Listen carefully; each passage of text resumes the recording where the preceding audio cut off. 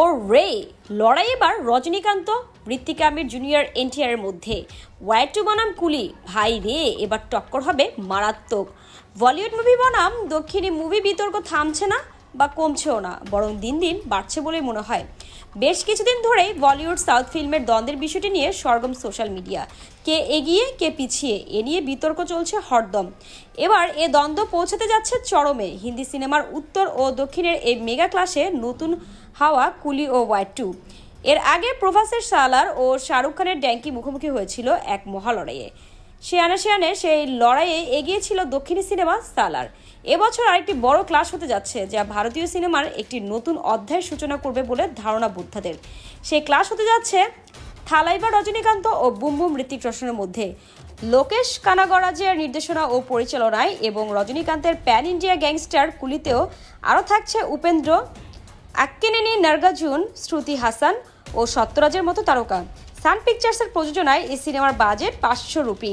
অন্যদিকে Y two পরিচালনা করেছেন অয়ন মুখার্জি। ওয়াইআরএফ এই স্পাই ইউনিভার্সের ষষ্ঠ কিস্তি হিসেবে 350 কোটি রুপির বাজেটে নির্মিত ওয়াই টু এর ঋত্বিক রোশন ও জুনিয়র এনটিআর এর পাশাপাশি দেখা যাবে কিয়ারা আদভানিকে। আগামী 14 আগস্ট ভারতের স্বাধীনতা দিবসে একই সময় মুক্তি পেতে যাচ্ছে বলিউডের ওয়াই টু আর দক্ষিণী সিনেমা কুলি। দুটি সিনেমার প্রধান চরিত্রে থাকা দুই মেগাস্টারের এই নীরব যুদ্ধে ক্রস কানেকশনের মতো ভূমিকা পালন করবেন দুই ইন্ডাস্ট্রির আরও দুই পাওয়ার ফিগার আমির খান ও জুনিয়র এনটিআর। তবে এখানে একটা টুইস্ট আছে। উত্তরের হয়েও আমির খান থাকবেন রজনীকান্তের সঙ্গে, আর দক্ষিণী মাস্কম্যান এনটিআর কাঁধে কাঁধ মেলাবেন বলিউডের ঋত্বিকের সঙ্গে। এ যেন এক পরিপূর্ণ প্যান ইন্ডিয়ার মেলবন্ধন। এই লড়াই শুধু বলিউড দক্ষিণী নীরব বিরোধীদেরই নয়, এ যেন দুই ইন্ডাস্ট্রির এক সেতু বন্ধনও। দক্ষিণী সিনেমার সঙ্গে বলিউডের তুলনা চলতে থাকে বছর জুড়েই। বলিউড সাধারণত গতানুগতিক অ্যাকশন, রোমান্স আর কমেডির উপর নির্ভর করে। এখানে ফি বছর গল্পের গভীরতা খুব একটা দৃশ্যমান নয়, আর দক্ষিণী সিনেমা সম্পূর্ণ গল্প নির্ভর ও বাস্তবধর্মী। সেখানে থেকে শিকড়ের টান থাকে স্বকীয়তা।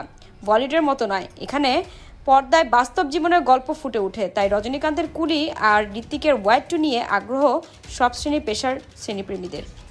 ঈদ, ইন্ডিপেন্ডেন্স ডে, দিওয়ালি কিংবা পূজা এই ছুটির সময় সংশ্লিষ্টরা সিনেমা মুক্তির জন্য তৎপর থাকেন, কারণ তখন সিনেমা হলে দর্শকদের উপস্থিতি বেশি থাকে এবং তাই বক্স অফিসে বড় সাফল্যের সম্ভাবনা থাকে।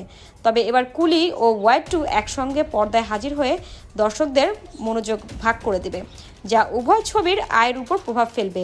তামিলনাড়ু ও দক্ষিণ ভারতে রজনীকান্তের জনপ্রিয়তা আকাশচুম্বী থাকলেও অন্ধ্রপ্রদেশ ও তেলেঙ্গানায় জুনিয়র এনটিআর জনপ্রিয়তা তুঙ্গে। তাই ঋত্বিকের সঙ্গে এনটিআর উপস্থিতির কারণে ওয়াই টু বক্স অফিসে সফলতার পাশাপাশি দর্শকদের মন জয় করার জন্য প্রস্তুত। তবে কোনটি ভালো করবে তা নির্ভর করবে গল্পের গুণগত মান, দর্শকদের প্রতিক্রিয়া এবং বাজারের গতিশীলতার উপর। ভিউয়ার্স, কি মনে হয় কোন সিনেমাটি হিট হবে এই মেগা ক্লাসে? রজনী, ঋত্বিকের মধ্যে কে জিতবেন এই দ্বৈরথে? আপনার মূল্যবান মতামত কমেন্ট সেকশনে জানাতে ভুলবেন না।